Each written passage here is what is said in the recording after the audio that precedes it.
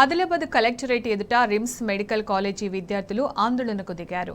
RIMS కాలేజీలో ఘర్షణకు కారకులైన దుండగులను వెంటనే arrest చేయాలని డిమాండ్ చేశారు. కాలేజీ ఆవరణలో ఇంత పెద్ద ఘర్షణ జరిగినా రిమ్స్ డైరెక్టర్ ఇప్పటి వరకు క్లారిటీ ఇవ్వకపోవడాన్ని తప్పుపట్టారు. అసిస్టెంట్ ప్రొఫెసర్ డాక్టర్ క్రాంతి బయట వ్యక్తులను తీసుకువచ్చి తమపై రిమ్స్ డైరెక్టర్ రాథోడ్ జైసింగ్ అమానుషంగా దాడి చేయించారని ఆరోపించారు. విద్యార్థులపై దాడిని ఖండించారు. మాజీ ఎమ్మెల్యే జోగు రామన్న బాధ్యులపై కఠిన చర్యలు తీసుకోవాలని డిమాండ్ చేశారు.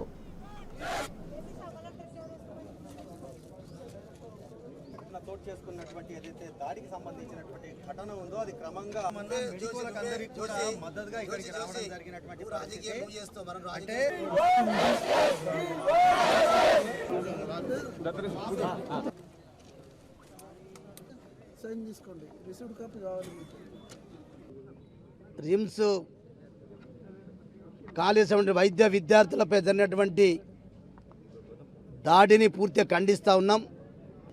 మరి వాస్తవంగా ఏదైతే వాళ్ళ కాలేజీలో ఉన్నటువంటి సమస్యల పట్ల నిన్ననే సాయంత్రం మరి డైరెక్టర్ గారితో వారు విన్నవించడం, ఆ తర్వాతనే మరి డాక్టర్ కుమార్ అనే డాక్టర్ గారు మరి ఇలా వాళ్ళు చెప్తా ఉన్నారు, డైరెక్టర్ గారికి బంధువైనా కాకపోయినా వారి యొక్క ఆ ప్రోద్బలంతో గుర్తు చేయనటువంటి వ్యక్తులు మరి రౌడీ షీటర్సు, వీళ్ళు డైరెక్టర్ ఫ్యాన్సు, డైరెక్టర్ గారి నుంచి మీరు ఏం మాట్లాడినా మంచిగా ఉండనటువంటి బెదిరింపు ఏది ఇచ్చాడో అది పూర్తిగా నేను దాన్ని ఖండిస్తున్నా.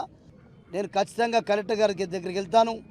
దీనిపైన మీరు ఏమి విచారణ జరిపిస్తారు, ఎట్లా జరిపిస్తారు, దీంట్లో ఎవరి హస్తం ఉంది, ఎవరి ప్రమేయం ఉంది, వాళ్ళు ఏం డిమాండ్ చేస్తూ ఉన్నారు, రిమ్స్ డైరెక్టర్ కానీ మరి డాక్టరు క్రాంతి కుమార్ కానీ మరి వీరిద్దరిపైన చర్య తీసుకోవాలని చెప్తా ఉన్నారు. ఖచ్చితంగా ఫస్ట్ చర్య తీసుకోకంటే ముందు మీరు విచారణ ఒక కమిటీ వేయండి. తొందరలోనే ఇప్పుడు కలెక్టర్ గారు కూడా స్పందించి కమిటీ వేసి విచారణ జరిపించి నిజంగా వ్యక్తుల బాధ్యత గల వ్యక్తులు ఉన్నారు కాబట్టి వాళ్ళు బాధ్యులైతే వాళ్ళ ఏదైతే విద్యార్థులు వైద్య విద్యార్థులు డిమాండ్ చేస్తూ ఉన్నారో దానికి పూర్తిగా నేను కూడా సపోర్ట్ చేస్తూ ఉన్నా. అటువంటి వ్యక్తులు నిజంగా వాళ్ళ హస్తం ఉంటే వాళ్ళ మీద చర్య జరగవలసిందే.